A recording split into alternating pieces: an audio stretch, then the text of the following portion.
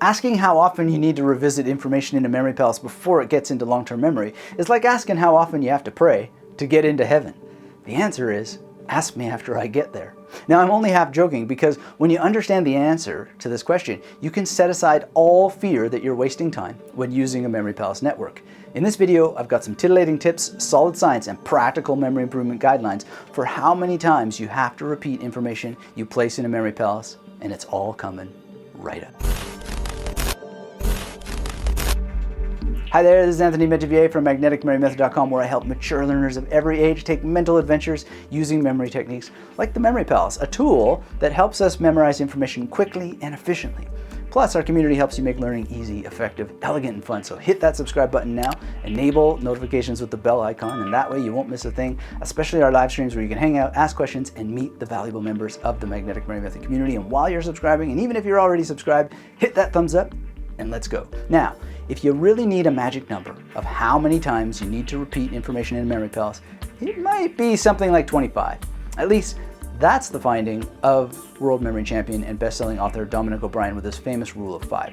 Now, I highly suggest you read all about the rule of 5 by following the link in the description below. But it works like this, insofar that it actually works, and I'll explain the finicky details in just a bit. Let's say you memorize 10 pieces of information in a memory palace with 10 magnetic stations. The rule of 5 says you would repeat that information something like once a day for the next 5 days, then once a week for the next 5 weeks, followed by once a month for 5 months. Now, I may have misremembered how it works, so make sure you read up on it further so you understand it completely. For myself, getting most information into long-term memory requires at least 2 things. 1, no reliance on magic numbers. 2, exactly as much repetition as it takes on a case-by-case basis.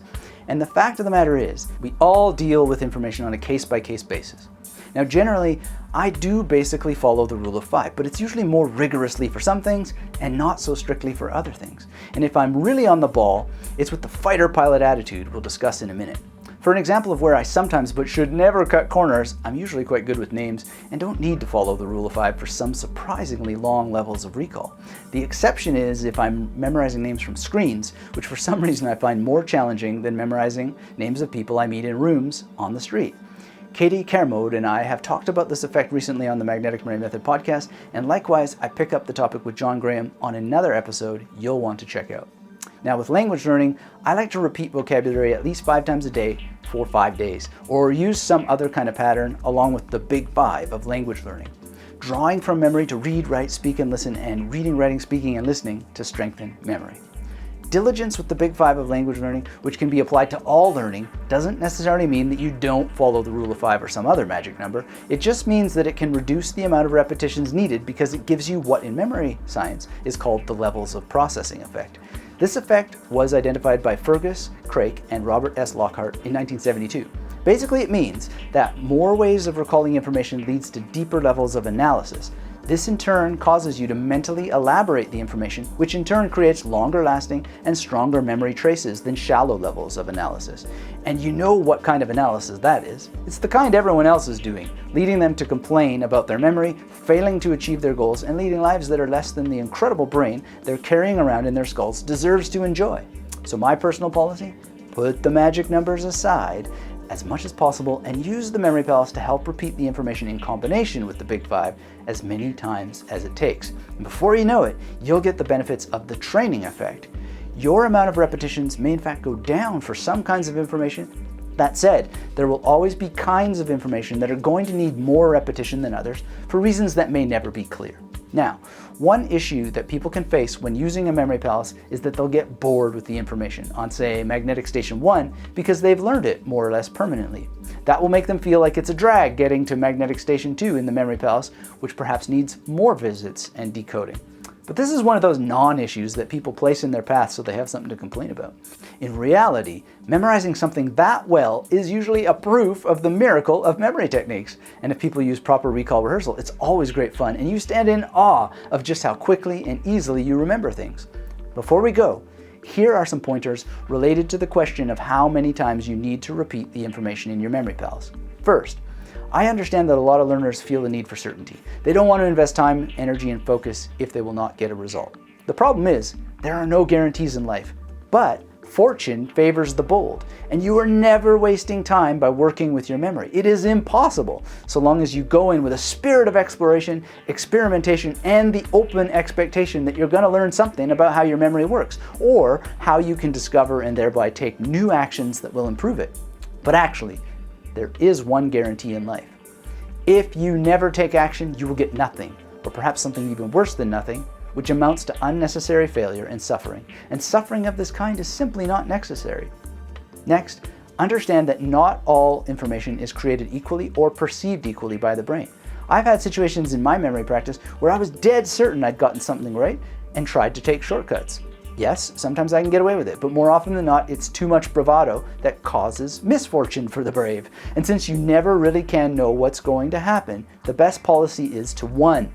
Over-repeat the information. It's fun, easy to do, and teaches you a lot about the memory palace and associated memory techniques. 2, don't be too sure, don't be too sure, don't be too sure. That's a quote from one of my favorite writers, Gary Halbert. He was obsessive about checking the quality of his writing and had a real fighter pilot attitude about getting things done right. We who love and use the memory tradition should have an attitude like that too. 3, as paradoxical as it sounds, you've got to let go of the outcome. No one controls the laws that govern reality. You could memorize someone's name or a fact for a test, and who knows, an alarm bell might ring, a magnetic image might be a bit off, or your best recall efforts just didn't get something into long-term memory. This is never a mistake, and it is always an opportunity to analyze the process. We all make mistakes, and sometimes very publicly, but as a person working with preserving your memory for life, there's no room for self-punishment. Simply notice what you might do better the next time and move on. Memory is a lot like a martial art of the mind. It's not about perfectionism. It's about progressing continually towards better and being prepared for the moments when you need the skills the most. Ready to let go of the outcome? Well, let me take you on an adventure and help you create well-formed memory palaces. I've got some very simple worksheets that help you unpack your memory so you can have dozens of memory palaces to pass information through multiple levels of memory through your mind with total delight. Just head over to magneticmemorymethod.com/YT now or use the link in the description below. And as a final point, take every opportunity you can to repeat information by sharing with others what you do and how you do it with your Memory Palace network. For example, my friend William Gordon and I, who's been on the channel before, visited an art gallery not too long ago. I pointed up at some beautiful weavings on display and recited some beautiful Sanskrit from the combination of a book in my apartment, the Memory Palace we were standing in, and my brain. He learned more about how the techniques work. I got in an extra repetition I cannot possibly know whether I really need it or not, and I simply don't care because I'm never too sure, never too sure, never too sure. That's the fighter pilot attitude of a Magnetic Memory Method memorizer. So take care, memory friends, and until we have a chance to speak again, see you in memory heaven, and keep yourself magnetic.